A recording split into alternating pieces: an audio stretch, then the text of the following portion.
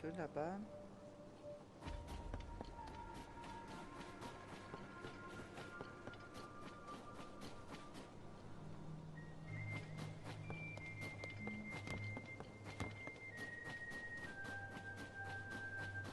Dans mes souvenirs, ça nous envoie vers des points stratégie.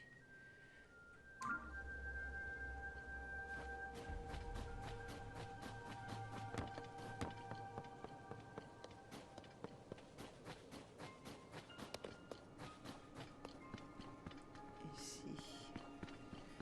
Il n'y a vraiment personne à part les petits, quoi, en fait. Hein. Ils sont tous partis. Tout gelé. Normalement, ça devrait marcher. Hein? Tu veux quelque chose, monsieur? C'est que je suis très occupée, tu sais. Mon papa m'a dit que les fruits de gel pouvaient geler des monstres en un clin d'œil. Alors moi, j'ai eu une super idée pour utiliser ces fruits. Le seul problème, c'est qu'avec ce blizzard, je peux pas sortir pour aller en chercher. Ce serait vraiment une trop superbe invention, mais sans fruits de gel, je peux pas vérifier si ça marche. La requête de Moino. Tiens, il y a de l'air froid qui sort de ta sacoche. Hein? Mais c'est un fruit gelé que t'as là. Si tu m'en donnais un, ça me ferait super plaisir. Allez, s'il te plaît, tiens. Ouais, trop contente, merci. Ma super invention, c'est d'attacher ça à la pointe d'une flèche avant de la décrocher. Comme ça, je pourrais sûrement congeler un monstre de loin. Waouh, mon propre génie me fait peur. Et si j'utilisais d'autres matériaux, je pourrais peut-être créer des flèches qui auraient un effet différent. Mon génie a pris un courant ascendant. J'invente comme je respire. Mais je m'emporte et j'en oublie le plus important. Tiens, c'est mon cadeau pour dire merci. Des flèches, ok. Mon papa, il fabrique des arcs super beaux et très puissants. Et moi, je voudrais inventer tout plein de flèches pour aller avec les arcs de papa. Je vais continuer à fabriquer des flèches qui pourront servir à tous les gens du village. Jusqu'à ce que mon papa, il dise que c'est vraiment moi la plus grande fabricante de flèches du monde. Ok, requête terminée. Merci de m'aider à mettre au point des nouvelles flèches. Je vais continuer à me creuser la tête pour fabriquer des flèches géniales. Tu vas voir. Très bien. Laisse-moi y aller, papa. C'est tellement injuste. J'en suis capable et tu le sais très bien. Faut bien qu'on voit ce qui se cache dans ce nuage. Je peux y aller seule, j'ai besoin de personne. On a perdu assez de temps comme ça. Pense au village. Oh. Hein? Mais ça serait pas...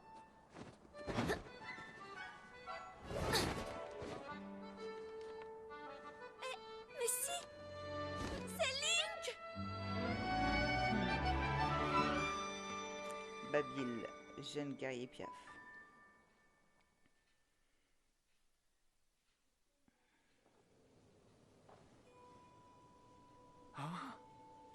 Link, je suis heureux de constater que tu te portes bien. Je me suis fait du souci quand j'ai appris que tu avais disparu. Théba. Oui, nous sommes tous ravis de te retrouver. Je ne sais pas si tu reconnais mon fils, Babi. Il a beaucoup grandi à défaut d'avoir mûri. Et t'arrêtes pas. Oui, j'en ai assez. De tout le monde me traite comme un oisillon. Mais c'est ce que tu es. Et tant que tu penseras n'avoir besoin de l'aide de personne, tu le resteras. Et pourquoi veux-tu que j'aie besoin d'aide. D'accord, je suis grand. Je te signale, j'ai déjà toutes mes plumes. Je remplis toutes mes missions sans le moindre effort, et il serait temps que tu t'en rendes compte. Mais non, tout ce qui vous intéresse, vous autres, c'est le chant de l'arche céleste, et c'est moi l'oisillon. Hein? Dis donc, quel caractère.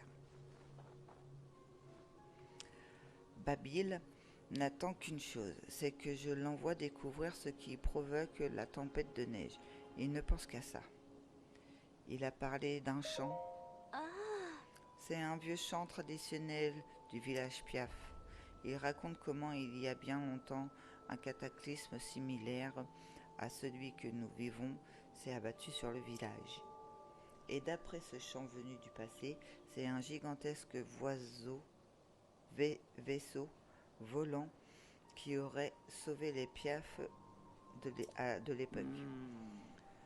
Ce n'est qu'une comptine qu'on enseigne aux jeunes Piaf. C'est loin d'être considéré comme une véritable histoire. Mais un vaisseau volant a été aperçu à plusieurs reprises par des guerriers de notre peuple.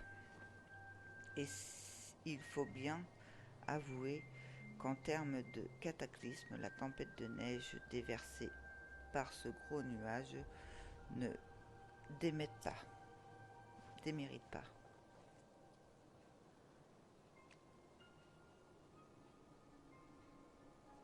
Le chant de l'arche céleste peut bien n'être qu'une comptine, mais ce nuage qui cache quelque chose est bien réel.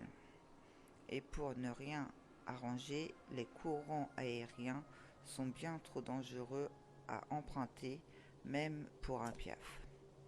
C'est pourquoi mon approche consiste à recueillir tous les renseignements possibles avant de partir en expédition. Babil ne voit pas les choses ainsi. Il pense que si nous nous approchons de ce champ, c'est simplement par l'acheter. Enfin bref, pardonne-moi de t'ennuyer avec ces histoires. J'imagine que si tu es ici, c'est pour une raison. Hein? C'est incroyable. En dessous du château d'Hyrule, tu dis?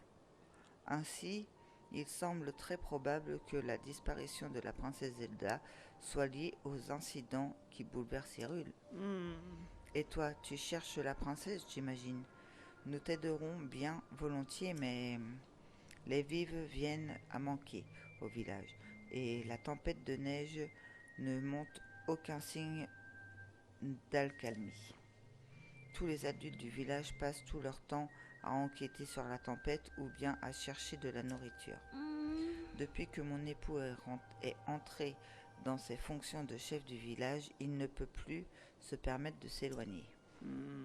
J'aimerais beaucoup t'aider, d'une manière ou d'une autre. Oh, je sais, c'est à Arfort que tu devrais aller parler. C'est lui qui compile les informations que nous obtenons. Il aura... Tu vois ces deux grands feux là-bas? Il marque l'emplacement d'un chalet. C'est là que tu le trouveras. Babil du village Piaf. Babil a été ajouté au guide des personnages. Le petit là, oh, c'est que c'est un truc important. Ah oui, en effet. Fils de Théba, le chef du village Piaf, il était bien jeune lors des premières visites de Link dans son village. Mais ses yeux s'illuminent toujours quand il regarde son père s'entraîner à ses côtés dans la zone d'exercice du vol. Guerrier Piaf qui s'est un jour battu aux côtés de Link pour protéger son village du danger. Théba a pris la suite de Kaï en tant que chef du peuple Piaf. Ces nouvelles responsabilités le rendent plus enclin encore à trouver une solution à la calamité qui s'est abattue sur son village. Ah, et on avait Noya, j'avais pas vu. Esprit de la forêt féru de danse et de musique invisible pour la plupart des gens. La chorégraphie qui effectue en agitant ses maracas a pour effet d'agrandir la sacoche de Link, mais il perd constamment des noix Korogu qui leur donnent leur sonorité caractéristique. Ok. Oui, du coup, Terra a été ajouté, ça y est, je l'ai lu. Très bien, mais avant d'y aller, je continue de visiter, voir s'il y a quelque chose d'intéressant.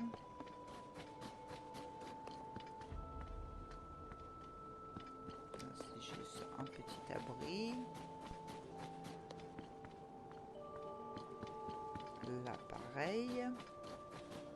Et on est arrivé au bout, d'accord. Est-ce qu'il y a quelque chose d'intéressant là-haut?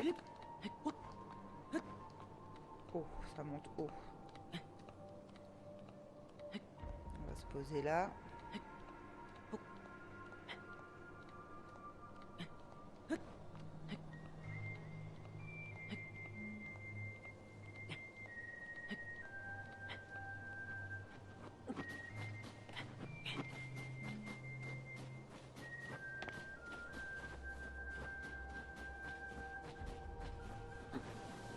Hep, hep, hep. Oh, je pense qu'on peut pas monter plus haut. Vous avez vu, c'est gelé.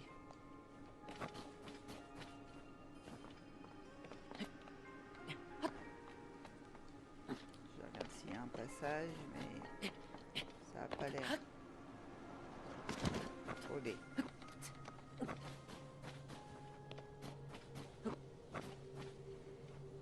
Donc en fait, il faut que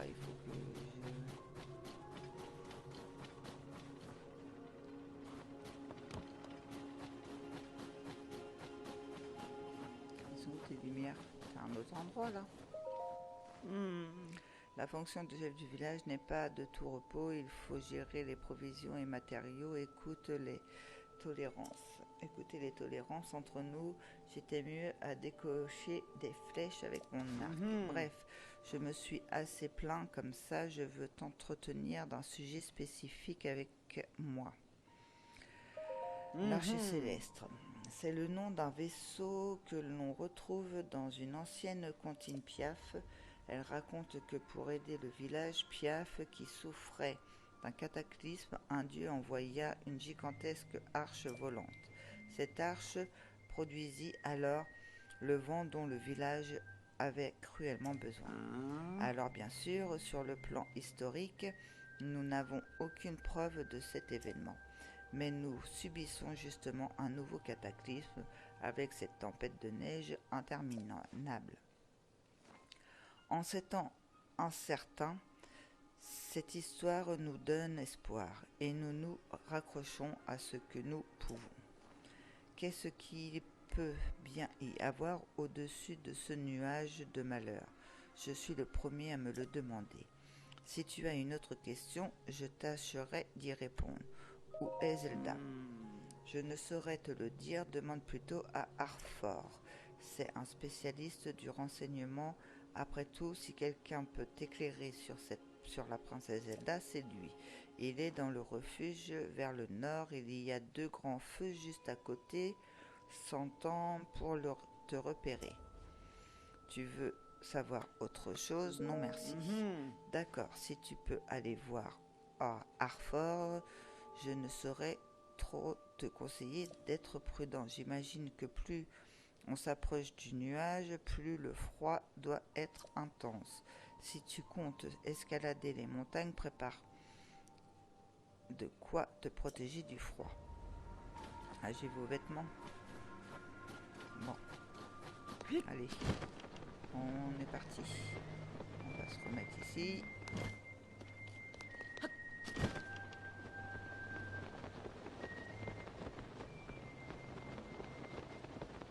Je sais pas si quand j'aurai pu de la protection anti-froid, si je vais geler quand même ou pas.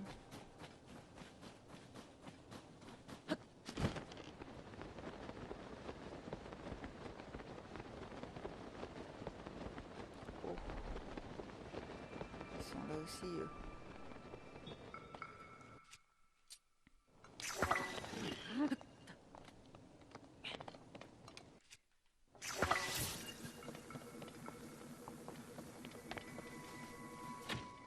Ah oui, c'est vrai, le fait qu'il bouge comme ça, c'est un peu plus compliqué. Oh, bah, je l'ai eu direct, ok. Ça donne du froid, je suppose.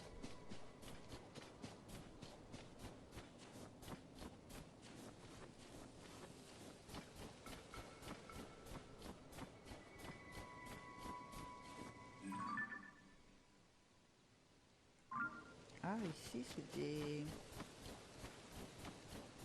des robots.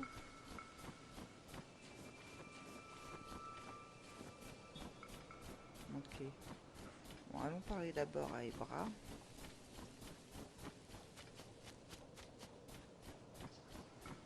Normalement, ouais, voilà, j'ai pas froid. Oh, je t'avais pas vu, toi. Attends, me voilà. Je vais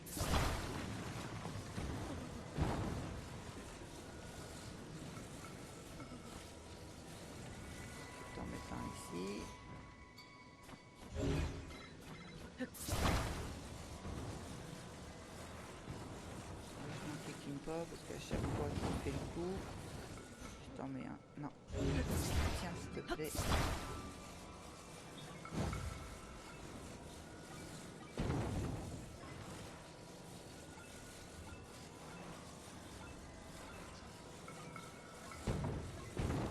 Voilà, comme ça.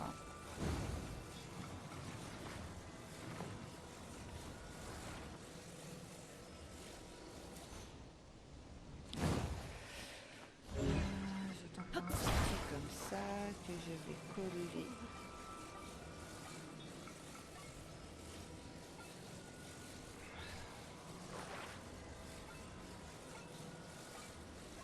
Ça. Non, comme ça. Je disais bien en fait. Ici. Non, pas ici. Ici.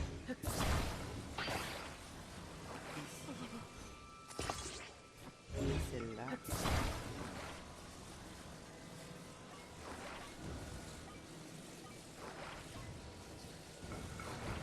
Ici.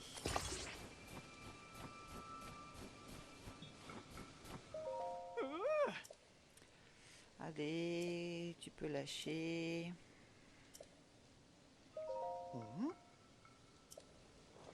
Et ouais, je suis meilleur. Bon, incroyable. Ah.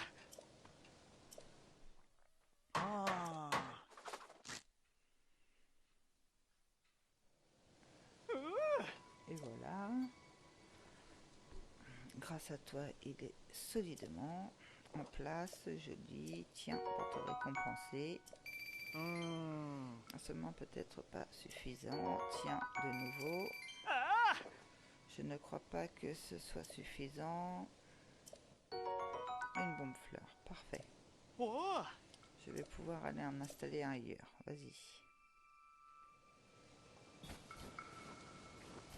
Donc, il faut que j'aille par là.